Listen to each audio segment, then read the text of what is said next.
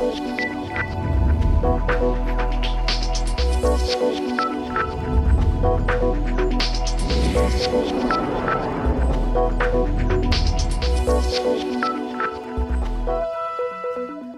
इंसानी इतिहास का अध्ययन किया जाए तो पता लगता है कि जरूरत नाम की चीज ने बड़ा काम किया।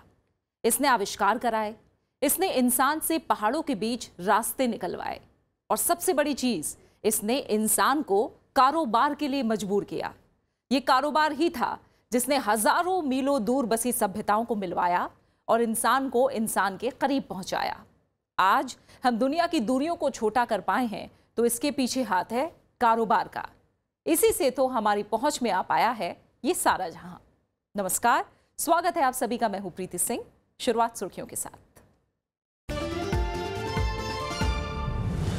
चीन और अमेरिका के बीच कारोबारी विवाद शुरू। अमेरिका ने चीन पर लगाया 25% का टैरिफ।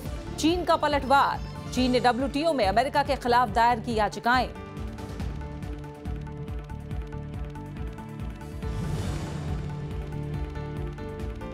भ्रष्टाचार के मामले में पाकिस्तान के पूर्व प्रधानमंत्री नवाज शरीफ को 10 साल की जेल। बेटी मरियम नवाज शरीफ को भी 7 साल की सजा।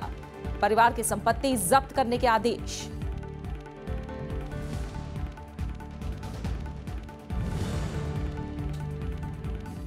और माइग्रेशन मुद्दे पर एंगेला मर्केल की मुश्किलें बढ़ी। सोशल यूनियन के साथ गठबंधन टूटते टूटते बचा। राष्ट्रवादी पार्टी AFD ने माइग्रेंट्स के खिलाफ छेड़ी मुहिम। कहा किसी भी कीमत पर माइग्रेंट्स के प्रवेश पर लगे रोक।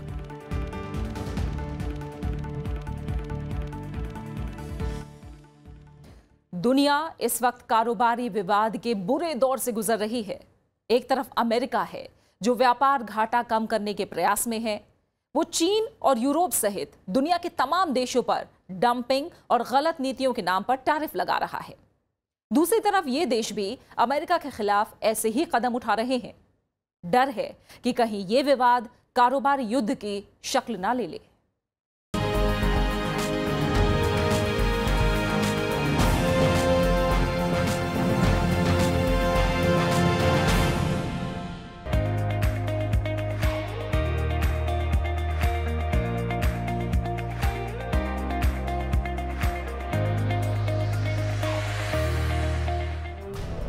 अमेरिका से आयातित मीट से बनी इन डिशेस की वजह से ही जाना जाता है बीजिंग का American barbecue joint home plate. यहां आने वालों में चीनी ही नहीं बल्कि बड़ी संख्या में चीन में रहने वाले अमेरिकी और यूरोपीय ग्राहक भी होते हैं। लेकिन अमेरिका से मीट के आयात पर 25% ड्यूटी लगाने के फैसले ने इस रेस्टोरेंट के लिए मुश्किलें बढ़ा दी हैं। Well, I mean, realistically, if the price goes up, we have to raise our prices. So we're going to have to make a choice as to whether the customers are willing to pay that, or we have to use domestic meat. And unfortunately, I really can't answer that question. I hope that the prices don't go up because it's definitely going to affect our business, and probably for the negative, at least taste-wise. बात meet तक ही सीमित नहीं है। चीन का automobile sector भी संकट के दौर से गुजर रहा है। चीन ने WTO की गाइडलाइंस के मुताबिक ऑटोमोबाइल के लिए प्रयोग में आने वाले पुर्जे जो दूसरे देश चीन से आयात करते हैं उन पर ड्यूटी 100% से घटाकर 25% करने का फैसला लिया है। इस फैसले का भी कारोबारियों पर सीधा असर पड़ेगा। जानकारों का कहना है कि इससे इस क्षेत्र में रोजगार कम होने का भी खतरा बढ़ेगा। 把这个100%的关税降到25%，这是75%的削减幅度啊，这是非常非常大的削减幅度，担心会对中国的汽车行业造成非常大的一个冲击，造成很多的失业啊、企业破产啊等等，但是呢，从实际的情况来看呢，那面对这样大的一个市场变化，我们的企业是采取了各种各样的方式在提高自己的竞争力。 उधर चीन की टिट फॉर टैट पॉलिसी के तहत अमेरिका से आयातित वाहनों की मांग भी कम होने के आसार हैं। चीन ने अमेरिका से आयातित सोयाबीन के तेल पर भी ड्यूटी बढ़ाने का फैसला लिया है। इस बीच चीन और यूरोपीय देशों ने बैठक कर आपस में कारोबार बढ़ाने पर विचार किया है। इसे अमेरिका पर निर्भरता कम करने की ओर एक कदम माना जा रहा है। 关于中欧双方是不是会就当前的全球贸易和投资形势及相关的问题，这个达成一些共识，发表一些共同立场，在上周刚刚结束的中欧经贸高层对话期间，中欧双方在深化和扩大中欧经贸合作、支持并推动经济全球化方面。 हालांकि यूरोप और चीन दोनों नहीं चाहते कि अमेरिका के साथ कारोबारी विवाद कारोबारी युद्ध में तब्दील हो। जर्मनी की चांसलर अंगेला मार्केल ने कहा है कि अमेरिका से तनाव कम करने के सारे उपाय होने चाहिए। Wir haben jetzt die Zölle auf Aluminium und Stahl und wir haben eine Diskussion, die weitaus schwerwiegender ist. Sollen auch noch Zölle auf Autos erhoben werden im Blick auf die Importe in die USA? Und meine Damen und Herren, das hat Züge dann schon eines Handelskonflikts. Ich will jetzt mal noch nicht weitere Worte sagen. Und es lohnt sich alle Mühe, diesen Konflikt, damit er nicht zu einem wirklichen Krieg wird, zu versuchen zu entschärfen. Aber dazu gehören natürlich zwei Seiten. America की सबसे बड़ी समस्या है उसका बढ़ता व्यापार घाटा, जिसे राष्ट्रपति ट्रंप कम करना चाहते हैं। इस व्यापार घाटे में चीन का सबसे बड़ा योगदान है। पिछले कुछ दिनों से राष्ट्रपति ट्रंप चीन और यूरोपीय देशों पर नाजायज टैरिफ या फिर डंपिंग का आरोप लगाते आए हैं। इसी वजह से उन्होंने एल्यूमिनियम और स्टील पर अतिरिक्त टैरिफ लगाए। यूरोप से ऑटोमोबाइल कारोबार को लेकर ट्रंप काफी नाराज हैं। उनका कहना है कि अमेरिका यूरोपीय वाहनों को आसानी से आयात करता है, जबकि अमेरिकी निर्माताओं को यूरोपीय बाजारों में अपने वाहनों को बेचने के लिए मोटा निर्यात शुल्क देना पड़ता है। इसी वजह से 6 जुलाई से अमेरिका ने ऑटो निर्यात पर अतिरिक्त टैरिफ लगा दिया है, जिसका चीन, यूरोप और जापान सभी ने विरोध किया है। फिलहाल इस कारोबारी विवाद से नाफ्टा और G7 जैसे संगठनों पर भी प्रश्न चिन्ह लग गया है। इसे अगर जल्द नहीं निपटाया जाता है तो इसके राजनीतिक परिणाम भी दुनिया को देखने पड़ेंगे। Bureau report, Rajya Sabha TV. बात पाकिस्तान की, जहां जवाबदेही कोर्ट ने पूर्व प्रधानमंत्री नवाज शरीफ को 10 साल सश्रम कारावास की सजा सुनाई है। उन पर $1 करोड़ का जुर्माना भी लगाया गया है। नवाज की बेटी मरियम नवाज को भी 7 साल की सजा सुनाई गई है और $26 लाख का जुर्माना लगाया गया है। नवाज शरीफ के दामाद सफदर को 1 साल की सजा सुनाई गई है। नवाज शरीफ के खिलाफ भ्रष्टाचार के 3 मामले लंबित हैं और पहले मामले में कोर्ट ने यह फैसला सुनाया है। नवाज शरीफ को लंदन के एवनफील्ड हाउस में भ्रष्टाचार के जरिए 4 फ्लैट खरीदने का दोषी पाया गया है। कोर्ट ने इन 4 फ्लैट को जब्त करने का आदेश भी दिया है। नवाज शरीफ फिलहाल लंदन में हैं, जहां उनकी पत्नी कुलसुम नवाज का कैंसर का इलाज चल रहा है। पनामा पेपर्स में जानकारी सामने आने के बाद सुप्रीम कोर्ट ने पिछले साल प्रधानमंत्री पद से नवाज शरीफ को बर्खास्त कर दिया था और उनके खिलाफ मामला दर्ज करने का आदेश दिया था। यह फैसला ऐसे वक्त में आया है जब 25 जुलाई को पाकिस्तान में आम चुनाव होने हैं। इस मामले में नवाज शरीफ के दोनों बेटे हसन और हुसैन भी आरोपी हैं और अदालत ने उन्हें अपराधी घोषित कर रखा है। और अब बात ईरान परमाणु समझौते पर चल रही रस्साकशी की। अमेरिका भले ही समझौते से बाहर हो चुका है, लेकिन ईरान का कहना है कि वो अब भी बचे हुए सहयोगियों के साथ समझौते की शर्तों का पालन करेगा। इन देशों ने भी ईरान का साथ देने का फैसला किया है और कहा है कि वो ईरान से कारोबारी रिश्ते जारी रखेंगे, जिसमें तेल का आयात भी शामिल है। इस बीच अमेरिका की भरपूर कोशिश है कि नवंबर तक ईरान पर सख्त से सख्त प्रतिबंध लगाए जाएं।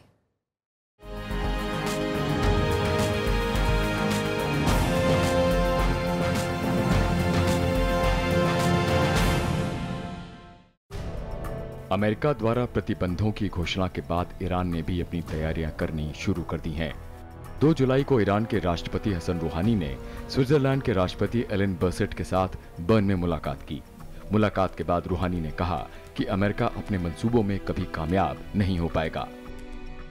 فعالیت آمریکا در این زمینه یک کار یک جانبه گرایی، تحمیل مقررات سرزمینی به فرا سرزمین و همچنین نقض همه مقررات و قواعد بین المللی در زمینه انرژی و تجارت است. هر دو کشور معتقد بودند برجام دستاورد مهم سیاسی بعد از مذاکرات طولانی و فشرده بوده و بقای این توافق به نفع روابط ایران با کشورهای دیگر و به نفع امنیت و صلح جهانی است. Nous sommes tous conscients que le retrait annoncé des États-Unis de cet accord sur le programme nucléaire iranien risque de freiner voire remettre en cause les progrès réalisés. इस यात्रा के दौरान 4 जुलाई को हसन रूहानी ने वियना में ऑस्ट्रिया के राष्ट्रपति अलेक्जेंडर वैन डर बेलेन से भी मुलाकात की और मजबूती के साथ अपना पक्ष रखा। ऑस्ट्रिया ने भी भरोसा दिलाया कि ईरान समझौता पूरे यूरोप के लिए अहम है। Dass sich Österreich und die Europäische Union auch weiterhin für das Fortbestehen dieses Nuklearabkommens einsetzen werden, natürlich unter der Voraussetzung, dass der Iran seine Verpflichtungen in diesem Zusammenhang einhält, und das war inzwischen regelmäßig der Fall. خود آمریکا و همه کشورها بوده و خروج آمریکا از این توافق به نفع هیچ کس نیست، حتی اون یکی دو کشور کوچکی که از آمریکا حمایت میکنن اونها هم در این زمینه اشتباه میکنن. بنابراین در زمینه برجام نظرات ما یکی است. वहीं दूसरी तरफ America ने पूरी तरह साफ कर दिया है कि उसकी पूरी कोशिश रहेगी कि नवंबर तक वो सभी देशों को मना पाएगा कि वो ईरान से तेल आयात करना बंद कर दें। Our focus is on getting as many countries importing Iranian crude down to zero as soon as possible. We are also working with oil market participants, including producers and consumers, to ensure market stability. Banking sanctions will also snap back on November 4th, and we will be aggressively enforcing these provisions to lock up Iran's assets overseas and deny the Iranian regime access to its hard currency. फिलहाल Europe और America के कारोबारी विवाद में फंसे हुए हैं। दूसरी तरफ यूरोपीय देश अब भी ईरान समझौते के पक्ष में हैं और उन्हें भरोसा है कि ईरान शर्तों का पालन कर रहा है। ऐसे में अमेरिका यूरोपीय देशों को ईरान के खिलाफ प्रतिबंध लगाने में कितना सफल हो पाएगा कहना मुश्किल है। Bureau report, Rajya Sabha TV. सारा जहां में फिलहाल वक्त हुआ है एक छोटे से ब्रेक का, और ब्रेक के बाद देखिए दुनिया रंग बिरंगी।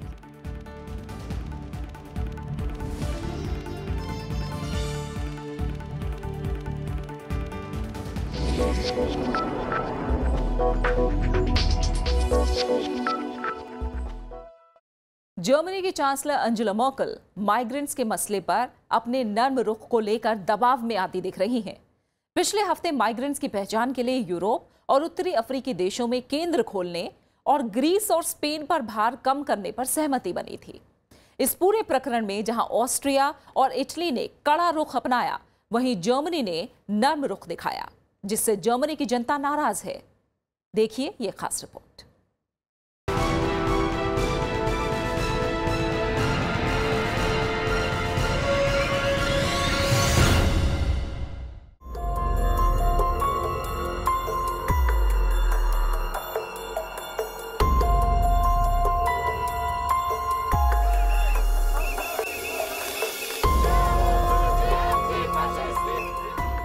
अंगेला मर्केल जब ब्रसेल से माइग्रेंट्स के बारे में डील पर हस्ताक्षर करके घर लौटी तो उन्हें अंदाजा था कि विरोधी पार्टियां उनके इस कदम से खुश नहीं होंगी, और ऐसा ही हुआ। ऑल्टरनेटिव फॉर डॉइचलैंड ने ब्रसेल समझौते का कड़ा विरोध किया। Und liebe Freunde, was uns jetzt als europäische Lösung aus Brüssel angeboten wird, ist natürlich keine. Es gibt keine Vereinbarung mit Staaten. Es gibt keine Vereinbarung mit den nordafrikanischen Staaten. Einige wehren sich bereits. Es ist eine totale Luftnummer. Es soll alles so weitergehen. Es soll dieselbe Import von Flüchtlingen weitergehen wie seit 2015.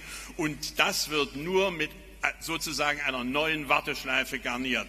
Das ist keine europäische Lösung, und dagegen werden wir Sturm laufen, und wir werden die CSU im bayerischen Wahlkampf an ihre Versprechen erinnern, damit endlich aufzuhören. Angela Merkel को सबसे तगड़ा झटका तब लगा जब उनकी गठबंधन की क्रिश्चियन सोशल यूनियन ने भी उनका साथ देने से इनकार कर दिया। हालांकि काफी कोशिशों के बाद बड़े बेमन से सीएसयू ब्रसेल समझौते पर मर्केल के साथ आ गई, लेकिन पार्टी में फूट साफ दिखी जब आंतरिक सुरक्षा मंत्री ने इस मुद्दे पर इस्तीफा देने का ऐलान कर दिया। Ich habe alles dazu im Vorstand gesagt und jetzt nochmal, wir reden morgen nochmal, wir wollen im Interesse dieses Landes und der Handlungsfähigkeit unserer Koalition und der Regierung, die wir erhalten wollen, einen Einigungsversuch machen in dieser zentralen Frage Grenzkontrolle und Zurückweisung, alleine zu dieser Frage. Und ich hoffe, dass dies gelingt. Und das ist jetzt ein Entgegenkommen von mir, damit man nochmal diesen Versuch dazwischen schaltet. Sonst wäre das heute endgültig gewesen. Geht es um die Sache nicht. Wir wollen uns nicht streiten um des Streits willen, sondern wir wollen eine Entscheidung. Wir müssen die Glaubwürdigkeit bei den Bürgern erhalten und wesentliche Teile der Bevölkerung ist der Auffassung, dass die Migrationspolitik verändert werden muss. Das sieht jetzt auch der EU-Gipfel so. Also wir können eigentlich erfreut sein, dass unsere Ansicht auch insgesamt geteilt wird. एक समय ऐसा आया जब लगा कि सरकार के सहयोगी दल उससे अलग हो रहे हैं और सरकार गिरने वाली है। मर्केल ने अपने सहयोगियों की तुरंत एक बैठक बुलाई और स्थिति को संभालने की कोशिश की। ये बैठक सफल रही और आंतरिक मंत्री ने इस्तीफे के फैसले को वापस ले लिया। Ja, meine sehr verehrten Damen und Herren, wir haben uns nach sehr intensiven Verhandlungen zwischen CDU und CSU geeinigt. Wir haben eine klare Vereinbarung, wie wir die illegale Migration in der Zukunft an den Grenzen zwischen Deutschland und Österreich verhindern. Die Einzelheiten werden Ihnen dazu die beiden Generalsekretäre jetzt gleich vortragen. Ich bin froh, dass diese Einigung gelungen ist. Es hat sich wieder einmal gezeigt, es lohnt sich, für eine Überzeugung zu kämpfen. Dazu wurde ausgeführt, dass wir wollen, dass wir nationale interne Maßnahmen ergreifen, aber gleichzeitig partnerschaftlich mit den Herkunftsländern und anderen Ländern zusammenarbeiten. Wir werden genau das jetzt tun, einmal in Deutschland Transitzentren einrichten und von dort aus in Absprache mit anderen, insbesondere mit den Ländern, aus denen Asylbewerber kommen und in denen sie schon registriert sind, dann die Rücküberführungen vornehmen. इस बैठक के बावजूद Merkel की मुश्किलें ज्यादा कम नहीं हुई हैं। विवाद की सबसे बड़ी वजह थी कि जर्मनी की सीमा से माइग्रेंट का आना कैसे रोका जाए। रोकने को लेकर तो सहमति बन गई, लेकिन प्रक्रिया को लेकर अब भी सीएसयू और मर्केल की पार्टी में मतभेद है। सीएसयू का कहना है कि सीमा पर माइग्रेंट्स की पहचान के लिए केंद्र बनाए जाने का काम तुरंत शुरू हो और उन माइग्रेंट्स को वापस भेजा जाए जो जर्मनी के अलावा दूसरे देशों में भी रजिस्टर्ड हों। मर्केल की पार्टी ने फिलहाल इस पर कुछ नहीं कहा है। जर्मनी में चुनाव हुए अभी 9 महीने ही हुए हैं और सरकार बने सिर्फ 3 महीने। इन चुनाव में माइग्रेंट्स एक बड़ा मुद्दा थे, जिसकी वजह से मर्केल को सरकार बनाने में करीब 6 महीने का वक्त लगा। अब जब सभी पार्टियां देश में माइग्रेंट्स को लेकर बने जनमत को जान गई हैं, कोई भी उनके प्रति नरमी बरतने को तैयार नहीं है। Bureau report, Rajya Sabha TV. आजकल दुनिया में जहां देखो वहां परिवर्तन की बयार है। दक्षिण अमेरिकी देश मेक्सिको भी इससे अछूता नहीं रहा। यहां मुख्यधारा की राजनीतिक पार्टियों को झटका तब लगा जब वामपंथी नेता आंद्रेस मैनुएल लोपेज ओब्राडोर राष्ट्रपति का चुनाव जीत गए। हालांकि उनके सामने भी चुनौतियां कम नहीं होंगी। आइए देखते हैं कैसी राह होगी आंद्रेस मैनुएल की।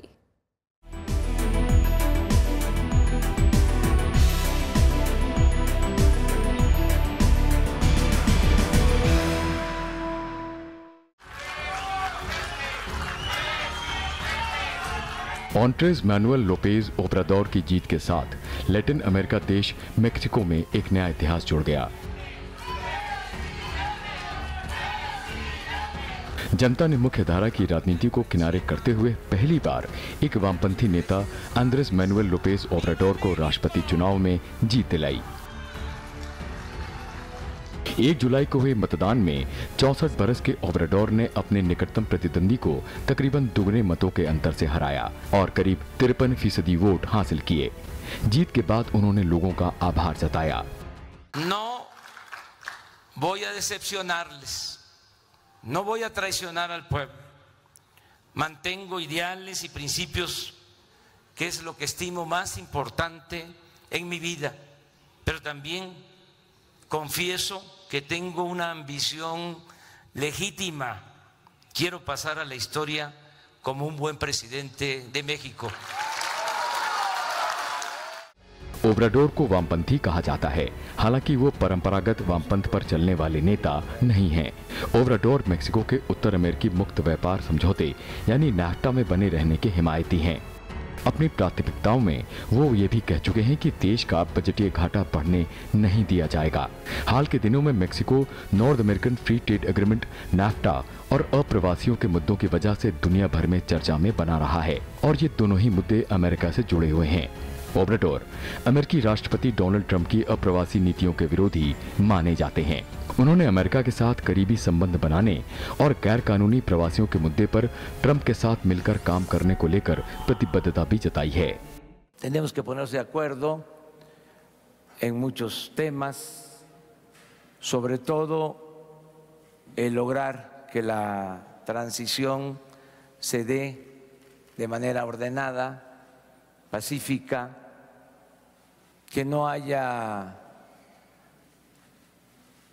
sobresaltos, que haya confianza en temas económicos, financieros. अमेरिकी राष्ट्रपति ट्रंप की नई टैरिफ पॉलिसी और इमिग्रेशन पॉलिसी के कारण दोनों देशों के बीच संबंधों में तल्खी बढ़ी है। अमेरिका में मेक्सिको के लोगों का प्रवेश रोकने के लिए सीमा पर दीवार बनाने की बात कह चुके ट्रंप ने भी ओब्राडोर के राष्ट्रपति चुने जाने पर बधाई दी है और उम्मीद जताई है कि नई सत्ता के दौर में दोनों देशों के संबंधों का भी नया दौर शुरू होगा। And I will say that I just spoke with the president-elect of Mexico. We had a great conversation, about a half an hour long. We talked about border security, we talked about trade, we talked about NAFTA, we talked about a separate deal, just Mexico and the United States. We had a lot of good conversation. I think the relationship would be a very good one. We'll see what happens, but I really do believe it's going to be a very good one. Obrador के सामने चुनौतियां भी कई हैं। Latin America में Mexico दूसरी सबसे बड़ी अर्थव्यवस्था है और तेल का एक बड़ा निर्यातक भी है। मेक्सिको में बढ़ते भ्रष्टाचार को काबू करना उनके लिए बेहद जरूरी है। वहीं देश भर में हुई हिंसा ने भी मेक्सिको की अर्थव्यवस्था को अच्छा खासा नुकसान पहुंचाया है, जिससे देश की विकास दर धीमी पड़ गई है। इसके प्रति लोगों की नाराजगी पुरानी सत्ता और ओब्राडोर की जीत की बड़ी वजह भी मानी जा रही है।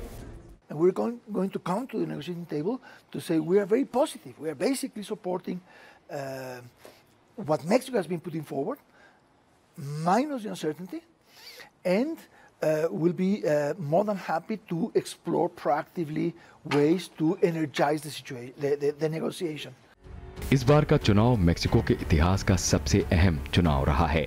मेक्सिको में वामपंथी नेता आंद्रेस लोपेज ओब्राडोर की जीत मुख्य धारा की पार्टियों के लिए एक बहुत बड़ा झटका माना जा रहा है। पहली बार ऐसा लगा है कि दो परंपरागत दलों से अलग किसी उम्मीदवार ने राष्ट्रपति चुनाव जीता है। लगभग 9 करोड़ वोटरों ने नई सरकार चुनने के लिए वोट डाले। 1929 से लेकर 71 साल तक इंस्टीट्यूशनल रिवोल्यूशनरी पार्टी यानी PRI के उम्मीदवारों ने ही लगातार मेक्सिको पर राज किया। साल 2000 में रूढ़िवादी दल नेशनल एक्शन पार्टी ने सत्ता पर कब्जा किया। मेक्सिको की राजनीति में क्रांति लेकर आने का दावा करने वाले आंद्रेस मैनुएल लोपेज ओब्राडोर अब अपने फैसलों से मेक्सिको का कैसा भविष्य लिखते हैं, इस पर सबकी नजरें रहेंगी। Bureau report, Rajya Sabha TV. और आइए अब एक नजर डालते हैं दुनिया में घटित कुछ अतरंगी, कुछ मजेदार, कुछ रोचक और कुछ मनोरंजक खबरों पर। देखते हैं दुनिया रंग बिरंगी।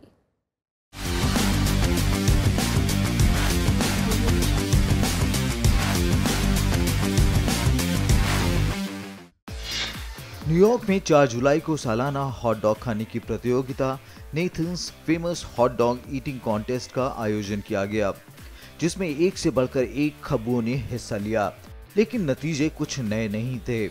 महिलाओं में पिछले साल की विजेता मिकी सूडो ने 10 मिनट में 37 हॉट डॉग खाकर मुकाबला जीता, जबकि पुरुष वर्ग के विजेता रहे जोई चेस्टनट, जो 10 मिनट में 72 हॉट डॉग गटक गए। इटली भले ही इस बार फीफा वर्ल्ड कप में कमाल ना दिखा पाई हो, लेकिन यहाँ 2022 की ट्रॉफियों की तैयारियां पूरी हो चुकी हैं। दरअसल मिलान से 30 मिनट की दूरी पर बसे एक छोटे से शहर की GDI बर्टोनी फैक्ट्री बरसों से वर्ल्ड कप ट्रॉफीज बनाती आई है। ये ट्रॉफीज बहुत सारे इंटरनेशनल इवेंट्स के लिए प्रयोग में लाई जाती हैं। कंपनी के मुताबिक उसने 2022 की फीफा ट्रॉफी पहले ही मैनेजमेंट को डिलीवर कर दी है। भारत में अपने पैर जमाने के बाद नेटफ्लिक्स ने शुक्रवार से भारतीय कंटेंट देना भी शुरू कर दिया है। इसकी पहली पेशकश होगी सेक्रेड गेम्स, जो 2006 में आई विक्रम चंद्रा की नॉवेल पर आधारित है। इस सीरीज में बॉलीवुड सितारे सैफ अली खान, राधिका आप्टे और नवाजुद्दीन सिद्दीकी हैं। इसके अलावा नेटफ्लिक्स जल्दी ही सलमान रश्दी के उपन्यास मिडनाइट चिल्ड्रन और एक हॉरर शो लैला को भी खास भारतीय दर्शकों के लिए लेकर आ रहा है। हॉलीवुड में इस हफ्ते film aunt-man and the wasp की धूम रही। फिल्म ने करीब $86 मिलियन की कमाई की। इस सीरीज की पहली फिल्म 2015 में रिलीज की गई थी, जिसने $57 मिलियन की कमाई की थी। कमाई के लिहाज से जुरासिक वर्ल्ड फॉलन किंगडम इस हफ्ते दूसरे नंबर पर रही। फिल्म ने $27.5 मिलियन का बिजनेस किया। इसी के साथ सारा जहां के इस हफ्ते के सफर में फिलहाल इतना ही। आप हमारे कार्यक्रम को YouTube पर भी देख सकते हैं और इस कार्यक्रम को लेकर अपनी राय और सुझाव हमारे साथ साझा कर सकते हैं। हमें इसका इंतजार रहता है। देखते रहिए राज्यसभा टीवी। नमस्कार।